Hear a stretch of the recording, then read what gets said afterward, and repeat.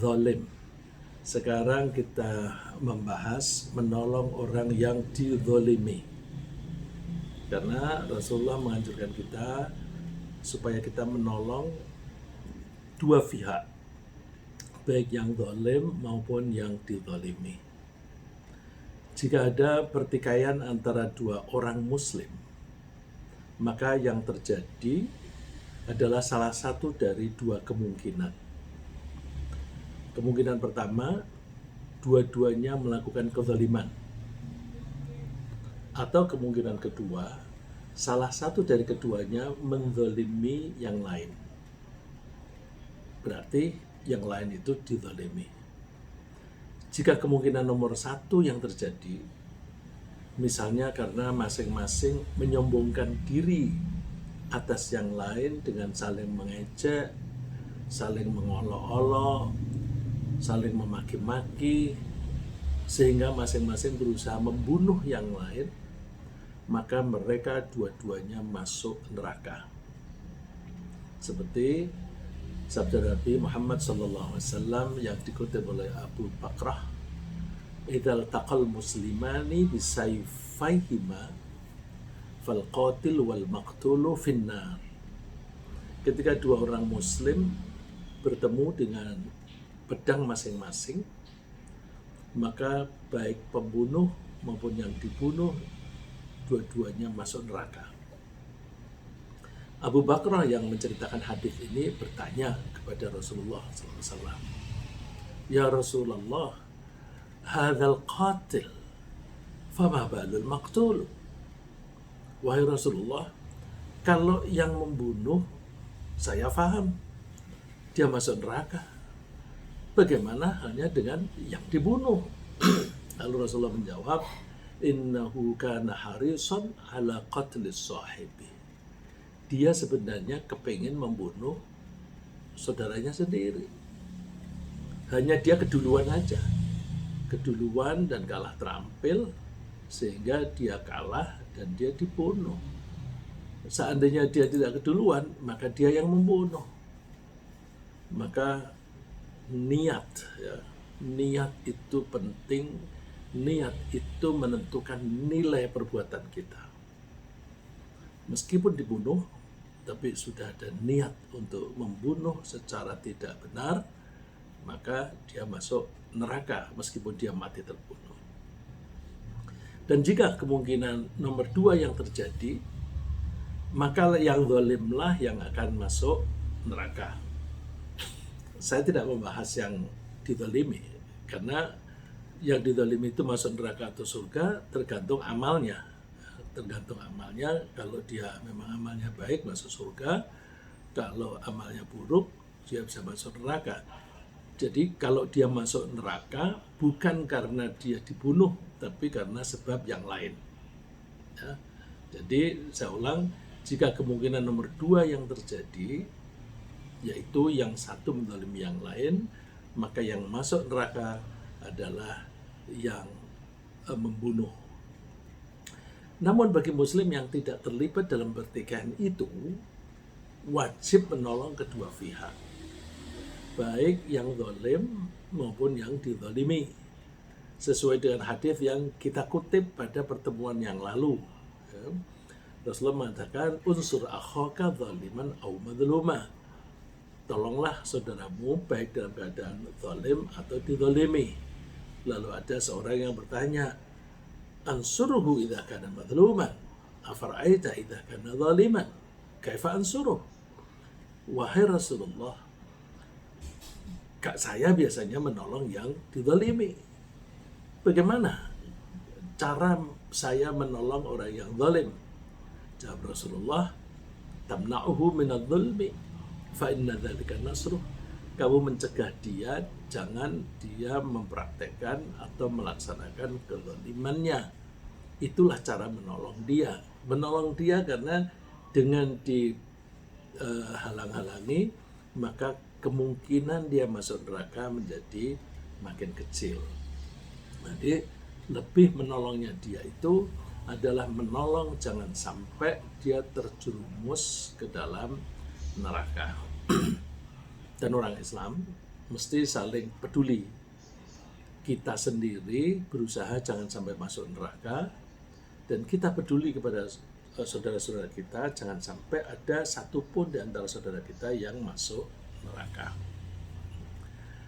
Mengenai cara menolong orang yang sedang melakukan kezaliman, kita sudah membahasnya pada pertemuan yang lalu, yaitu antara lain melerai mereka dari pertikaian, serta membantu masing-masing pihak untuk mengatasi perselisihan dan menasihati pihak yang zalim.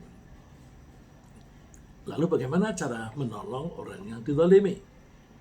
Antara lain, yang nomor satu adalah menolong orang yang zalim. Jadi yang paling utama adalah menolong yang zalim, jangan sampai dia melaksanakan kezalimannya.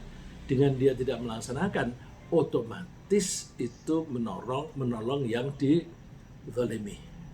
Jadi yang kita bahas pertemuan yang lalu sekaligus menolong orang yang menzalimi dan juga menolong yang dizalimi. Itu nomor satu. Karena sudah kita bahas, maka kita tidak menguraikan lagi di sini. Yang kedua, kita diharapkan melindungi pihak yang dizalimi dengan cara antara lain menyembunyikannya. Jadi kalau misalnya ada dua orang yang zalim itu mengejar yang dizalimi, terus dia masuk ke rumah kita misalnya, kita lindungi, kita sembunyikan. Enggak ada di sini. Meskipun cara melindunginya itu dengan cara berbohong, agar pihak yang zalim tidak bisa melaksanakan kezalimannya. Jadi di sini bohong dalam rangka menyelamatkan seseorang dari kezaliman itu boleh. Jadi dalam hal semacam ini, orang yang menyembunyikannya boleh berdusta tanpa berdosa, jika dusta tersebut bertujuan menyelamatkan orang yang akan dizalimi. Ada sabda Nabi yang dikutip oleh Ummu Kulthum. Ini Ummu Kulthum sahabat, bukan putri Rasulullah SAW. Dia bercerita bahwa Rasulullah bersabda, "Laisal kadzdzabul ladzi yuslihu bainan nas wa yaqulu khairan wa yanmi khairah." Tidaklah dosa bagi orang yang bohong yang bermaksud mendamaikan antar manusia, dan dia mengatakan kata-kata yang baik. Jadi bohongnya mengatakan dengan kata-kata yang baik, tidak usah memanas-manasi situasi. Terus dia menambahkan lagi, walam asma yurakhasu fi syai'in mimma yaqulun nasu kadhibun illa fi thalath. Ini tambahan ini masih relevan, tapi ada tambahan. Ummu Kulthum bilang, aku tidak mendengar ada kemurahan dalam hal kebohongan itu yang dikatakan oleh manusia kecuali ada 3, yaitu al-harbu wal islahu bainan nasi wa hadithur rajuli imra'atahu wa hadithul mar'ati zawjaha. Yang pertama, bohong dalam perang. Dalam perang itu memang Rasulullah sendiri mengatakan al-harbu khid'ah. Perang itu memang tipu-tipuan gitu. Oleh karena itu, karena perang itu dalam rangka menyelamatkan diri dari serbuan orang lain yang agresif, maka bohong di situ boleh. Tapi tentu ini perang dari pihak yang membela diri, bukan pihak yang agresif. Karena kalau pihak yang agresif berarti dia zalim. Dia agresinya saja sudah salah, apalagi ditambah dengan bohong. Tapi kalau ini pihak yang diserbu, kemudian dia bohongnya itu kan dalam rangka melindungi kelompoknya atau melindungi masyarakatnya. Maka karena itu maksudnya baik, boleh. Wal islahu bainan nas, nah ini yang sama dengan yang tadi, bohong dalam rangka mendamaikan antara manusia. Ini kalau kita terapkan di dalam misalnya konsultasi kejiwaan, konsultasi masalah masyarakat. Misalnya suami istri mengadu kepada ahlinya. Si suami mengeluhkan tentang istrinya, istrinya mengeluhkan tentang suaminya. Dia sebagai pihak yang menolong, misinya hanya satu, mendamaikan. Apapun yang dia dengar dari suami, itu rahasia. Dan apapun yang didengar dari istri, itu rahasia. Karena nanti kalau kalau diungkapkan satu kepada yang lain, nanti tidak tercapai perdamaian itu. Jadi ketika menyampaikan keinginan suami kepada istri, itu diseleksi dulu mana yang boleh disampaikan yang mengarah kepada kedamaian. Tapi kalau memperkeruh suasana, jangan. Ya, maka yang saya tahu, seorang pembimbing, pembina itu harus pandai menyimpan rahasia. Terus ada satu lagi bohong yang tidak dosa, bohong kecil-kecil ini, bohong kecil-kecilan. Suami kepada istrinya atau istri kepada suaminya. Misalnya, istri masak terlalu asin, dan gimana masakannya, nggak enak ya? Enggak, enak kok. Terus dia sedapat mungkin mengatasinya dengan santai. Dengan ditambah air kan asinnya berkurang, gitu. Tapi nggak usah, wah masak nggak gini, nggak usah. Karena menjaga kerukunan suami istri itu penting. Ya, jadi suami bohongin istri, bukan bohongin curang ya. Jadi kalau suami misalnya pacaran dengan wanita lain terus bohong sama istrinya, ya biar nggak terjadi perang di rumah gitu. Oh nggak, bukan yang itu. Ini bohong yang kecil-kecilan dan maksudnya baik supaya enak gitu. Terutama dalam hal misalnya masakan, atau misalnya suami kebetulan penghasilannya pas-pasan, kemudian memberinya kepada istri, bisanya hanya itu. Suami tanya, gimana nih, kurang nggak? Enggak, cukup, bisa kok diatur, ya, misalnya begitu. Jadi bohong dalam rangka menjaga keutuhan rumah tangga itu boleh. Bisa juga menolong orang yang dizalimi itu dengan cara menyingkirkan orang yang akan dizalimi itu, atau menjauhkan dari jangkauan orang yang zalim. Ini bisa juga dalam bentuk nasihat. Contohnya, waktu Nabi Musa akan dibunuh oleh tentaranya si Fir'aun. Waktu itu kan Nabi Musa menolong temannya, kemudian menempeleng si musuhnya dengan tangan kosong, mati. Terus dia dicari untuk dibunuh. Nah, oleh orang tua ini sebenarnya beriman, tetapi karena takut kepada Fir'aun, dia menyembunyikan keimanannya. Dia cari itu Nabi Musa. Dia memang sedang mengendap-endap, sembunyi-sembunyi, takut. Tapi orang tua ini tahu tempatnya. Lalu dihampiri. Waja'a rajulun min aqsal madinati yas'a.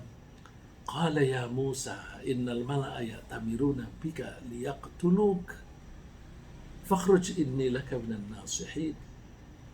Datanglah seorang laki-laki dari ujung kota, bergegas-gegas seraya berkata, hai Musa, sesungguhnya pembesar negeri sedang berunding tentang kamu untuk membunuhmu. Sebab itu keluarlah dari sini. Sesungguhnya aku termasuk orang-orang yang memberi nasihat kepadamu. Jadi orang itu dapat bocoran karena dia termasuk pejabat di kerajaan itu. Dia karena pejabat, Firaunnya itu semena-mena, maka dia menyembunyikan keimanannya. Bukan munafik. Kalau munafik kemudian memusuhi orang Islam. Dia membela Islam. Nabi Musa kan Islam. Nah, jadi menasihati, kamu pergi aja. Itu juga menolong. Yang terjadi waktu itu, pergilah Nabi Musa meninggalkan Mesir ke arah utara. Lalu sampailah di daerah yang namanya Madian, ya, menyeberangi Laut Merah. Terus dia keluar di situ sambil berdoa, fakhraja minha khaifan yatarqab qala rabbi najini minal qaumidz zalimin. Nabi Musa keluar sambil takut-takut, mengendap-endap, lihat-lihat aman apa tidak, lalu mohon kepada Allah, ya Tuhanku, selamatkanlah aku dari orang-orang yang zalim itu. Nah, di sini orang-orang yang zalim. Jadi posisinya Firaun itu sedang zalim. Nah, orang tadi menolong orang yang akan dizalimi. Cara yang ketiga untuk menyelamatkan atau membantu yang dizalimi, yaitu membantu pihak yang dizalimi dalam melawan yang sedang mendolimi, jika dia atau mereka terus memaksakan kehendaknya. Ini yang terjadi pada Nabi Musa sebelum Nabi Musa lari, tadi yang saya sebutkan. Jadi Nabi Musa disebutkan di Al-Quran, وَدَخَلَ الْمَدِينَةَ عَلَى حِينِ غَفْلَةٍ مِنْ أَهْلِهَا فَوَجَدَ فِيهَا رَجُلَيْنِ يَقْتَتِلَانِ هَذَا مِنْ شِيعَتِهِ وَهَذَا مِنْ عَدُوِّهِ فاستغاثه الذي من شيعته على الذي من عدوه فوكزه موسى فقضى عليه قال هذا من عمل الشيطان إنه عدو مضل مبين. Nabi Musa itu kan tinggalnya bersama Firaun di istana karena dia menjadi anak angkat raja. Suatu saat dia kepingin jalan-jalan. Nah, jalan-jalan masuk ke kota. Nah, ini berarti si kerajaannya itu tidak di tengah kota. Kalau di kita ini kan istana negara itu berada di tengah kota. Nabi Musa masuk kota saat orang-orang itu pada lengah. Lengah itu artinya ada yang tidur siang, ada yang sibuk bekerja. Pokoknya jalanan itu menjadi lengang, kosong. Lalu Nabi Musa mendapatkan ada dua orang yang sedang bertikai. Bertikai di sini pakai kata yaktatilan. Yaktatilan itu dari kata kotala, membunuh. Berarti yaktatilan, masing-masing berusaha membunuh. Terus diceritakan oleh Allah, yang satu ini golongannya Nabi Musa, yang satu golongan musuhnya. Kenapa dikatakan golongan Nabi Musa dan yang satu musuh? Karena pada saat itu Firaun sebagai raja mendekretkan bahwa semua orang asing, orang yang pendatang dari luar tinggal di Mesir harus menjadi budak. Saat itu banyak Bani Israel. Bani Israel itu, Bani artinya keturunan, Israel itu julukan untuk Nabi Yakub. Jadi kalau dibilang Bani Israel adalah anak cucu Nabi Yakub. Sebagaimana kita ketahui, Nabi Yakub punya anak 12. Kemudian 10 di antara mereka itu iri terhadap Nabi Yusuf. Lalu Nabi Yusuf yang masih kecil dibuang ke sumur. Di sumurnya gede, dan itu di tengah padang pasir. Maka sumur itu menjadi jujukan para musafir. Lalu ditemukanlah oleh musafir yang tinggalnya di Mesir baru akan pulang mendapatkan anak kecil Nabi Yusuf. Terus dia dibawa ke Mesir sampai akhirnya Nabi Yusuf menjadi dewasa dan menjadi pejabat di sana. Lalu saudara-saudaranya pada ngikut di Mesir karena di negaranya itu sedang paceklik. Akhirnya anak cucu Nabi Yakub di situ menjadi makin banyak. Nah, itu dianggap pendatang. Lalu Firaun mendeklarasikan bahwa pendatang harus menjadi budak. Itu berarti Firaun semena-mena memperbudak manusia. Bukan hanya itu. Ketika Firaun itu mendapatkan ramalan dari tukang ramal bahwa besok kerajaan Firaun itu akan hancur, dihancurkan oleh Bani Israel. Nah, lalu dia mengumumkan setiap bayi yang dilahirkan di kalangan Bani Israel harus dibunuh. Jadi kezaliman Firaun itu kelewat-kelewat. Satu, memperbudak, ditambah lagi yang lebih serius, setiap bayi laki-laki harus dibunuh. Nabi Musa selamat karena dia dibuang ke sungai mengikuti instruksi Allah. Bukan dibuang sebenarnya, dihanyutkan di sungai. Allah yang mengatur, akhirnya ditemukan oleh keluarga Firaun. Lalu dia dijadikan anak angkat. Nah, ini maka disebutkan di dalam cerita ini, dua orang yang bertikai itu, yang satu Bani Israel yang sedang dizalimi, yang satunya musuhnya karena bangsa yang sedang menzalimi. Lalu Nabi Musa memukulnya dengan tangan kosong, ternyata dia meninggal. Nabi Musa menyesal. Jadi Nabi Musa mengatakan, "Hadza min amal syaitan." Aduh, kalau ini membunuh ini berarti setan ini. Padahal setan itu musuh yang nyata. Nah, ayat berikutnya setelah ini Nabi Musa mohon ampun kepada Allah. Tuhan, aku telah menzalimi diriku sendiri, ampunilah aku. Dan langsung di ayat yang sama Allah menjawab, Allah mengampuninya. Nah, jadi gampang diampuni karena itu dosa yang tidak disengaja.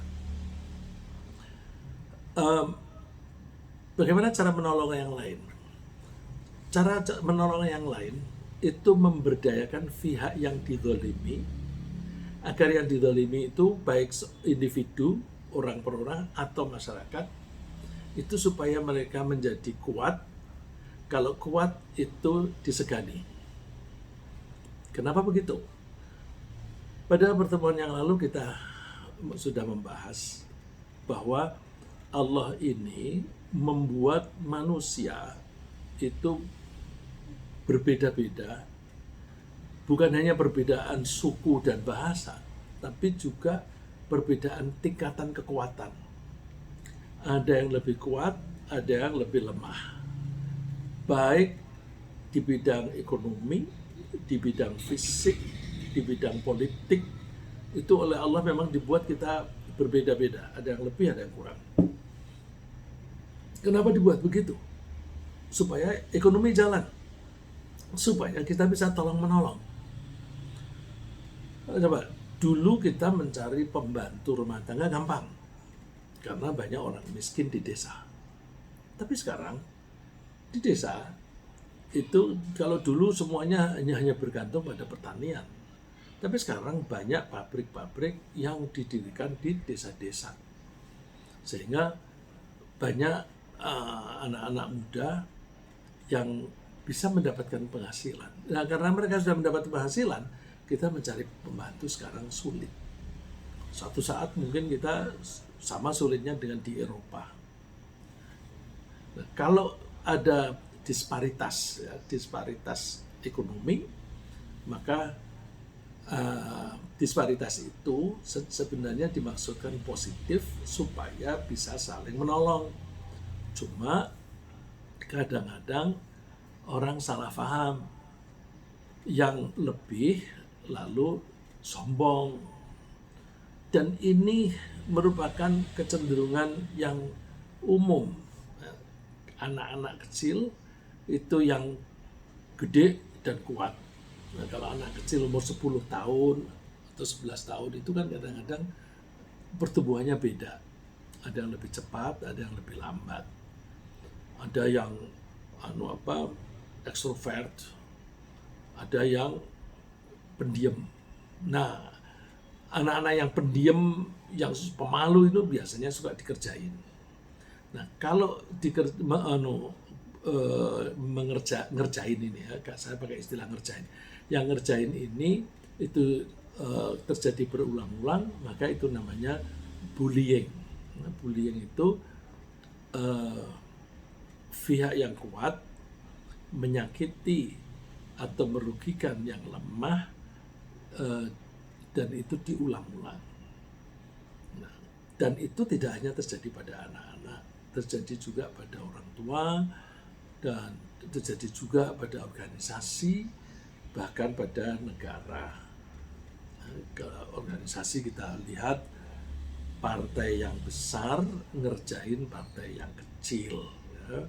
Partai yang besar, mentang-mentang besar, nanti kalau ada mengajukan rancangan undang-undang meskipun tidak masuk akal, dipaksakan dengan cara voting. Nah, ayo voting, menang. Kebenaran tuh nggak bisa di voting. Kalau di voting itu menang-menangan. Nah, itu berarti yang besar membuli yang kecil. Ekonomi juga begitu. Ekonomi yang besar, nanti kalau ada perusahaan yang baru muncul, itu dimatikan dengan berbagai cara, misalnya dengan underpricing. Negara yang maju ngerjain negara yang kecil, baik secara ekonomi maupun secara militer. Negara adidaya seperti Amerika ngebom seenaknya sendiri pada Afghanistan dan Irak. Tapi coba kepada Cina, nggak berani. Nggak berani. Itulah makanya kalau kita ingin menolong orang yang sedang dibully, caranya adalah memberdayakan yang lemah supaya tidak dikerjain oleh yang kuat. Nah, kecenderungan yang kuat mengerjain yang lemah itu diungkapkan oleh Allah di surat Al-A'la, kalau nggak salah di pertemuan yang lalu saya kutip juga, kalla innal insana la yatgha ar-ra'ahu istaghna. Ketahuilah bahwa manusia benar-benar cenderung melampaui batas mengambil hak orang lain atau menyakiti orang lain. Kalau dia melihat dirinya tidak perlu bantuan orang lain. Negara superpower seperti Amerika merasa mempunyai segalanya, maka dengan enaknya saja menyerbu negara-negara kecil. Ini pernah ada cerita Presiden Amerika ngomong kepada Presiden atau Perdana Menteri Cina. Presiden Amerika menyarankan supaya Cina mendemokrasikan negaranya. Dibantah. Demokrasi yang mana yang dimaksud? Presiden Amerika diam, nggak berani. Ya. Jadi kalau terjadi bullying semacam itu, kita bisa menolong dengan cara memberdayakan yang lemah supaya kekuatannya seimbang. Kalau kekuatan seimbang, nanti bullying tidak terjadi. Ini juga berlaku di kalangan anak-anak. Jadi kalau anak-anak di sekolahan itu di sana terjadi bullying, yang membuli dinasehati oleh guru atau guru pembimbing atau kepala sekolah, dan bahkan mungkin diancam dengan kamu tidak boleh sekolah di sini misalnya. Terus yang dibully itu dibantu dengan meningkatkan percaya diri. ya, meningkatkan self confidence. Nah, kalau dia self confidence, maka dia kalau berjalan nggak kelihatan anak-anak seperti anak ragu-ragu atau yang shy, yang pemalu. Nah, itu nanti dia tidak dikerjain. Itu juga berlaku di bidang militer. Coba kita perhatikan ayat 60 dari surat Al-Anfal. Wa'iddu lahum mastata'tum min quwwati wa min ribatil khail. Dan siapkanlah untuk menghadapi mereka kekuatan apa saja yang kamu sanggupi dan dari kuda-kuda yang ditambat untuk berperang. Jadi orang Madinah itu kan jumlahnya yang sudah masuk Islam waktu itu masih sedikit dan ekonominya juga tidak maju-maju amat. Terus mereka tidak punya peralatan perang yang cukup. Ya, menurut ceritanya pada waktu perang Badar pasukannya Nabi Muhammad itu hanya sekitar 313. Musuh yang menyerbu kekuatannya sekitar 1.000, 3 kali lipat. Ditambah lagi senjatanya sahabatnya Nabi itu pinjam-meminjam. Jadi kalau ada yang capek atau sudah lemah, kan orang tua pun pada berangkat perang. Itu mundur, lalu pedangnya dipinjamkan kepada yang lebih muda, maju gitu. Tapi menang juga mereka. Ya. Nah, ini perintah dari Allah, persiapkan mereka. Bikinlah mereka kuat dengan misalnya pasukan kuda. Tujuannya apa? Turhibuna bihi aduwallahi wa aduwakum wa akharina min dunihim. Menakut-nakuti mereka. Menakut-nakuti ini bukan berarti lalu terus semena-mena nantang-nantang, bukan. Supaya mereka kalau mau menyerbu takut gitu.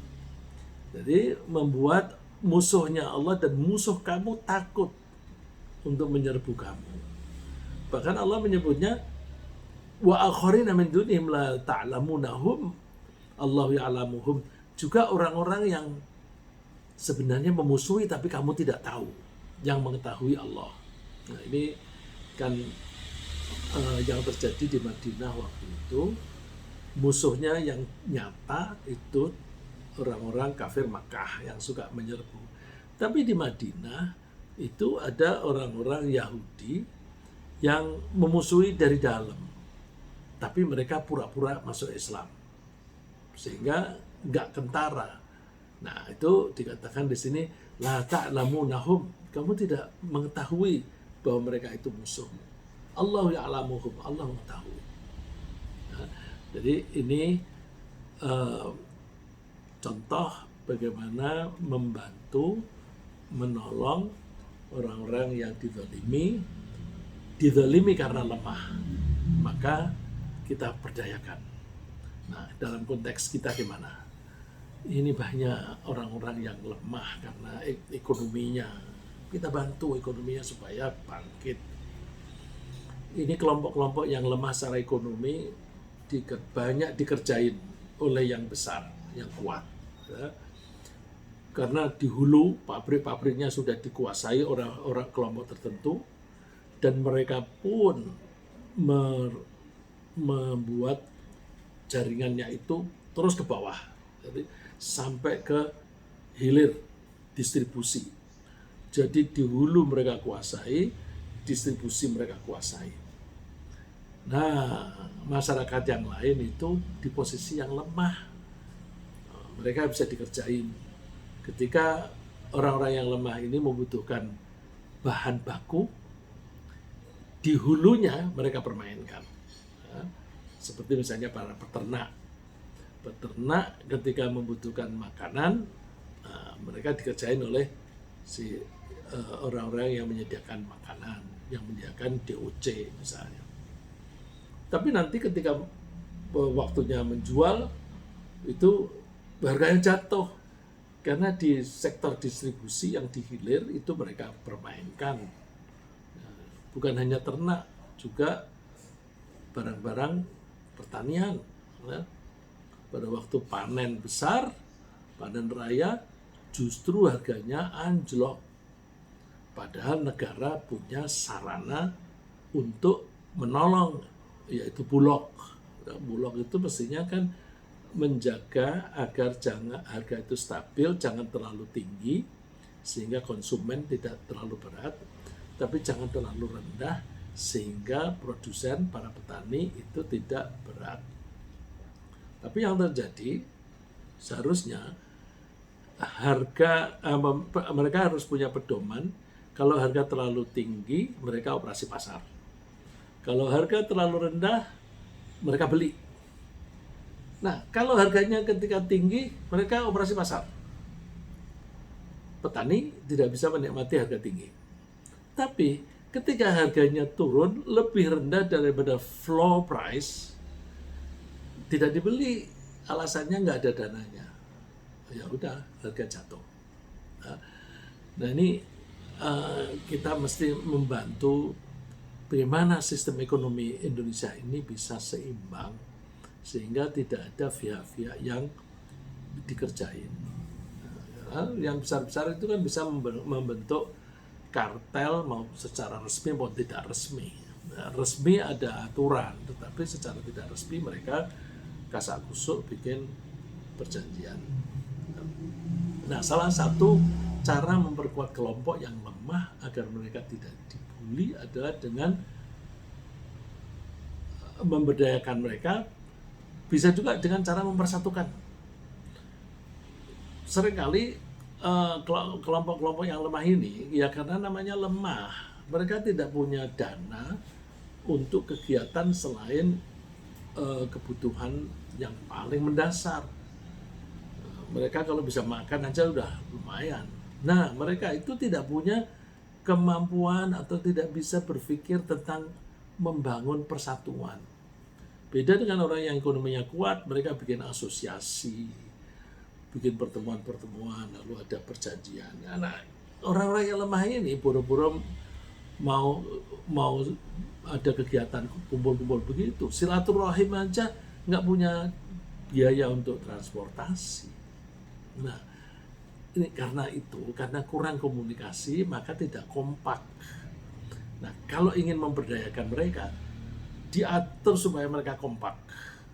Nah, ini mesti ada tenaga-tenaga sukarela yang mau membantu mereka. Nah, untungnya pada zaman Rasulullah itu, di Madinah itu, kelompok satu atau suku yang lalu suka berantem terhadap suku yang lain dengan pedang. Nah, terus Rasulullah ketika masuk ke Madinah, hijrah, Rasulullah mendamaikan mereka. Rasulullah mendamaikan dan mempersatukan masyarakat Madinah dengan perjanjian piagam Madinah. Lalu mereka tidak bertikai. Nah, kalau menyatukan harus ada isu yang bisa menyatukan mereka. Nah, isu yang bisa menyatukan mereka adalah keimanan. Keimanan. Jadi bersatu dalam keimanan. Sebenarnya kita punya Pancasila. Tapi juga Pancasila diterjemahkan semaunya sendiri, sehingga tidak bisa dipakai untuk mempersatukan bangsa. Yang bagus sebenarnya keimanan, karena keimanan itu kepada Allah yang satu, ya, tidak bisa dimultitafsirkan. Allah memerintahkan wa'tasimu bihablillahi jami'an wa la tafarraqu. Masing-masing kalian berpegang teguhlah pada ajaran Allah, semua. Wala tafarraqu, dan kalian jangan bercerai-berai. Oh, ini Rasulullah menerapkannya luar biasa. Jadi masing-masing itu dibina keimanannya supaya ide-ide mereka itu satu. Boleh mempunyai kreativitas, tapi semua mengerucut kepada keimanan. Nah, terus dalam praktek sehari-hari itu juga sampai yang kecil-kecil. Ketika sholat, Rasulullah belum mulai takbir, belum mulai sholat kalau softnya belum rapih. Dan Rasulullah kalau menganjurkan kerapihan itu, ratakan. kalau nggak luruskan, ya rata, lurus dan nempel satu dengan yang lain. Kalau kalian tidak mau rata, hati kalian akan tercerai-berai. Jadi itu bisa menyatukan. Dan kalau kita biasa sholat itu suka nempel, itu berarti kita itu mempersempit daerah sovereignty kita. Sovereignty itu kedaulatan.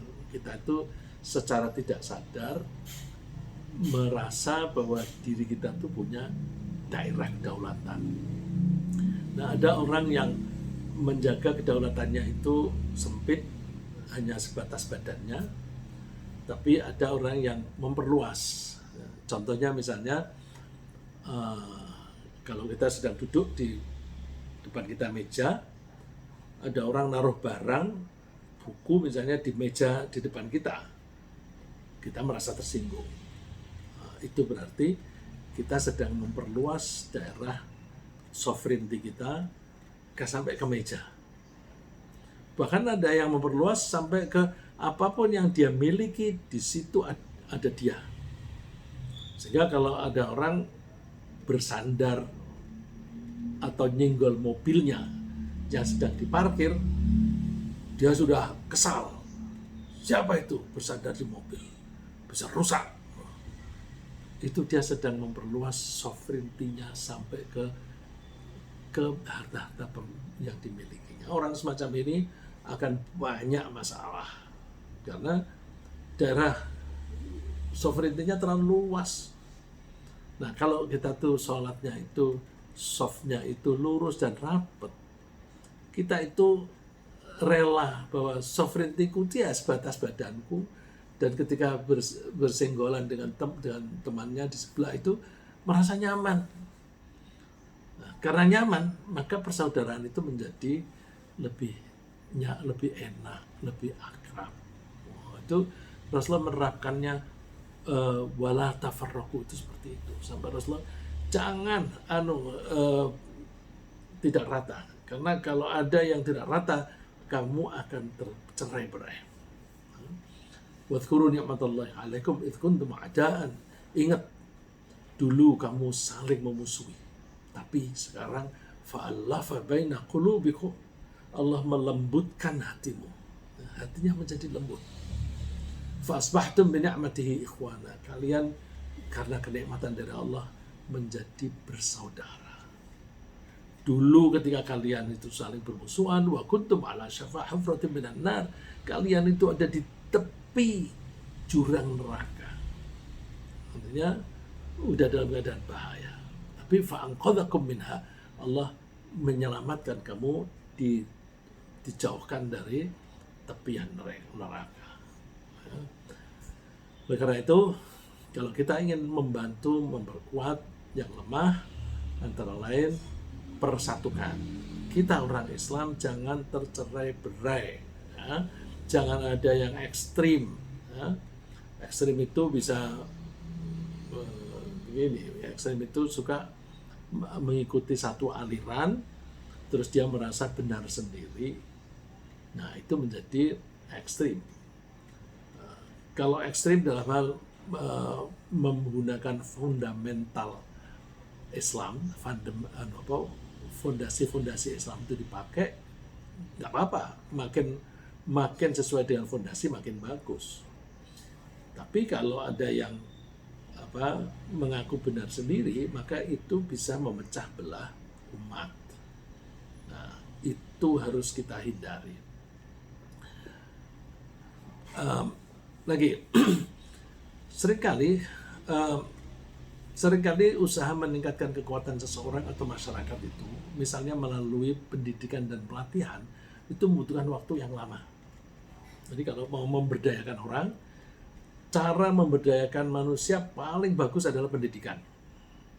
Ya, makanya di PPM itu didatangi orang-orang yang memang kepingin meningkatkan kesejahteraan dirinya atau keluarganya. Dan hanya cara pendidikan itulah yang bagus, pendidikan dan pelatihan. Cuma pendidikan dan latihan itu butuh waktu yang lama. karena butuh waktu yang lama, maka setiap orang yang sedang meningkatkan kemampuannya melalui pendidikan dan pelatihan itu harus dinasihati supaya sabar. Sabar itu artinya tetap tekun dan tangguh menghadapi rintangan-rintangan. Jadi belajar itu memang harus lama. Ya. Dan kalau kita mau tekun dalam pendidikan, misalnya dibarengi dengan keimanan, insya Allah kita tidak akan terpengaruh gonjang-ganjing yang terjadi di luar. Ya. Allah mengatakan intam saskum hasanatun tasuhum. Ada orang-orang yang kalau kamu itu mendapatkan kebaikan, mereka susah. Jadi ini contohnya banyak. Kalau di bidang ekonomi, orang bikin perusahaan baru atau pabrik baru, itu yang gede susah. Karena apa? Wah, ini pasar dipengaruhi oleh dia. Berarti supply-nya tambah. Kalau supply-nya tambah, maka hak monopoli menjadi berkurang. Nah, terus yang besar mencoba mematikan yang kecil ini dengan cara underpricing, harganya diturunkan. Tentu kalau harganya diturunkan meskipun tidak merugi bagi yang besar, itu sudah memperberat yang baru. Karena perusahaan baru itu cost-nya masih tinggi. Belum lagi kalau modalnya itu sebagian besar dari pinjaman, maka begitu harga turun, produk dia nggak laku. Karena nggak laku, mati. Nah, sebelum mati, yang besar bilang, udah kamu daripada pilot begitu, aku beli aja deh. Ya, terpaksa dijual kepada yang besar. Nah, ketika yang besar itu membeli, maka terjadilah monopoli. Karena monopoli, harganya dinaikkan lagi, seenaknya sendiri. Gitu. Nah, jadi kalau ada orang yang mendapatkan nasib baik, mereka susah. Tapi wa in tusibkum sayyatu yafrahu biha. Kalau kalian mendapatkan nasib yang buruk, mereka senang. Kuncinya apa supaya kita bisa bertahan? Wa in tasbiru wa tattaqu la yadurrukum kaiduhum syai'a. Kalau kalian tetap sabar itu tekun dan tangguh, wa tattaqu, dan kalian bertakwa kepada Allah, berpegang pada ajaran Allah, jangan bohong, jangan menipu dan sebagainya. La yadurrukum kaiduhum syai'a. Daya mereka tidak akan membahayakan kamu. Innallaha bima ya'maluna muhit. Allah itu mengetahui semua apa yang mereka lakukan. Cara yang keenam untuk menolong yang dizalimi. Ada kelompok yang dibully itu juga perlu dinasihati agar bisa memaafkan. Nah, jadi orang yang dizalimi itu kadang-kadang perlu disuruh memaafkan yang menzalimi. Jadi yang dibully dinasihati agar bisa memaafkan orang-orang yang melakukan kezaliman. Selama kapan memaafkan itu? Selama yang menzalimi itu tidak mengancam secara fisik. Jadi hanya ngomong-ngomong aja, mau macam-macam memfitnah, biarin aja. Ya, karena kalau si yang dibully ini tidak sabar, dia bisa marah. Kalau dia marah, bisa nantang-nantang jadi berantem. Atau kalau dia marah, grundel ngomel-ngomel sendiri, pikirannya kacau. Dia tidak bisa fokus mengembangkan bisnisnya sendiri. Maka udahlah, nggak usah dipikirin mereka itu. Yang penting kita kerja dengan benar. Nah, supaya kita tidak terganggu, caranya gimana? Maafkan aja. Udah, biarin aja. Aku tidak sakit hati karena itu. Ya. Ini saya ambil kutipan wa jazaa'u sayyi'atin sayyi'atun mithluha. Memang kalau ada orang berbuat buruk, boleh kita membalas dengan keburukan yang serupa, yang sama, tidak boleh melebihi. Tapi anjuran Allah, faman afa wa aslaha, siapa yang mau memaafkan dan lebih suka berdamai, fa ajruhu 'ala Allah, maka Allah akan memberi dia pahala. Innahu la yuhibbudz dzalimin, sungguh Allah tidak suka kepada orang yang zalim. Yang zalim kan orang lain, Allah tidak suka. Maka Allah akan melindungi yang dizalimi, dan yang menzalimi itu nanti yang tidak disukai oleh Allah, nanti mereka yang akan kena bencana dari perilaku mereka sendiri. Yang keenam, kalau mereka diperlakukan secara tidak baik hanya dengan kata-kata, mereka sebaiknya merespon dengan cara yang sebaik-baiknya. Bila perlu responnya lebih baik daripada itu. Jadi kalau misalnya dicemooh atau disindir-sindir, udah jawabannya yang baik aja. Jadi jangan orang itu jahat kepada kita, kita membalas dengan jahat. Dengan begitu kejahatan orang lain memancing kita untuk berbuat jahat, akhirnya sama-sama jahat. Jadi nggak usah dilayani. Wala tastawil hasanatu was sayyi'ah. Yang baik dan yang buruk itu tidak sama. Terus idfa' billati hiya ahsan. Responlah orang-orang yang berbuat buruk dengan cara yang lebih baik. Nah, kalau kamu merespon dengan lebih baik, mereka kan melakukan keburukan itu kan dalam rangka memusuhi kita. Fa idzal ladzi bainaka wa bainahu adawatun ka'annahu waliyyun hamim. Kalau kamu respon dengan baik, nanti orang-orang yang semula membenci kamu itu akan menjadi teman yang baik bagi kamu. Cuma untuk bisa merespon dengan baik atau merespon dengan baik terhadap stimulus yang buruk, itu tidak bisa dilakukan kecuali oleh orang-orang yang beriman dan sabar. Wa ma yulaqqaha illa alladziina sabaru wa ma yulaqqaha illa dzu hadzin 'adzim. Tidak bisa melaksanakan itu kecuali orang-orang yang sabar dan orang-orang yang mendapatkan bagian yang besar, artinya mendapatkan karunia dari Allah yang besar. Yang ketujuh, tapi jika kelompok yang zalim itu mengancam secara fisik, jadi kalau tadi kan tidak ancaman fisik. Kalau orang yang zalim itu mengancam secara fisik dengan menyerang secara massal, berarti kan ngajak perang. Maka pihak yang dizalimi diizinkan oleh Allah untuk mempertahankan diri, dan Allah berjanji akan menolong mereka. Jadi selama tidak pakai kekerasan, biarin aja. Nah, kalau pakai kekerasan dengan mengancam perang, enggak boleh diam. Ya. Udzina lil ladzina yuqataluna bi annahum zulimu. Allah mengizinkan orang-orang yang diperangi sebagai statusnya dizalimi. Nah, kalau statusnya dizalimi, maka boleh perang. Kalau tidak dizalimi seperti itu, nggak usah perang. Jadi perang itu hanya last resort, ya. Keputusan terakhir, solusi terakhir. Kalau bisa hindari perang. Ya. Wa innallaha ala nasrihim laqadir. Allah meyakinkan pakai dua emphasis di sini, inna dan la. Innallah laqadir. Sungguh Allah betul-betul mampu menolong mereka. Siapa itu mereka? Alladzina ukhriju min diyarihim bighairi haqqin illa ay yaqulu rabbunallah. Orang-orang yang diusir dari rumahnya, ini kasusnya orang-orang Muslim yang di Makkah, sampai terusir mereka hijrah ke Madinah.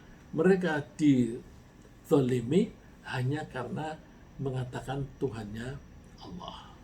Jadi menolong orang yang dizalimi, kalau sampai mereka itu diserbu dengan senjata, maka kita bisa menolong dengan memperkuat mereka. Ya. Memperkuat mereka itu bisa dengan membantu persenjataan, bisa dengan bahkan ikut perang. Ya. Tapi mudah-mudahan kita tidak pernah terlibat dalam peperangan. Baik, demikian yang saya ingin sampaikan. Ringkasnya ini kalau dalam buku kitab-kitab di pesantren itu biasanya istilahnya al-khulasah, ringkasan. Jika dua muslim bertikai maka pembunuh dan terbunuh sama-sama masuk neraka. Ada beberapa cara menolong pihak yang dizalimi, antara lain menyembunyikan atau menjauhkannya dari yang zalim meskipun harus berbohong. Yang kedua, memperkuat pihak yang dizalimi secara fisik, ekonomi, atau politik. Lalu mempersatukan kelompok-kelompok mereka dengan keimanan. Pegangan isu pemersatunya adalah keimanan. Lalu menasihati mereka agar tekun memperkuat diri, mau memaafkan untuk menghindari ketegangan, dan merespon keburukan dengan kebaikan. Dan kalau mereka melakukan kekerasan, maka mereka perlu yakin bahwa Allah akan menolong orang yang dizalimi. Semoga Allah memberi kita sikap rendah hati yang suka berdamai dan bahkan mendamaikan masyarakat. Amin.